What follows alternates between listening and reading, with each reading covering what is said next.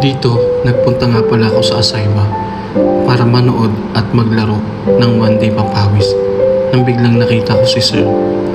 Dati daw siyang guro sa Pilipinas at kagagaling lang sa kanyang sideline. At masaya pa siya habang kinakausap ko dito. Nagkwento nga daw siya na kagagaling lang niya sa kanyang sideline para at least malibang siya kasi namimiss niya na yung panahong guro pa siya sa Pilipinas. At ngayon nandito na siya sa Oman, iba na ang kanyang trabaho.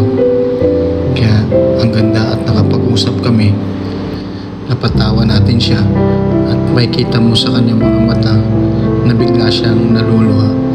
Kaya kanyang pinunasan ito para hindi kumalata. Pero masaya pa rin siya nagkukwento sa atin kung ano ang naging buhay niya sa Pilipinas at dito sa Oman. Kaya natuwa rin naman ako sa kanyang binilin. At bigla na lang ganito, hindi na talaga nakapigilan ni Kabayan ang patuloy na pagluha sa kanyang mga mata. Kaya wala akong ginawa rito kundi tapikin na lang ang kanyang likod para mabawasan ang kanyang lungkot na dinaranas dito sa bansang Oman. Kaya ayan, patuloy lang siya sa pag-iyak. Kaya sinabihan ko rin siya dyan na huwag kang mawala ng pag-asa.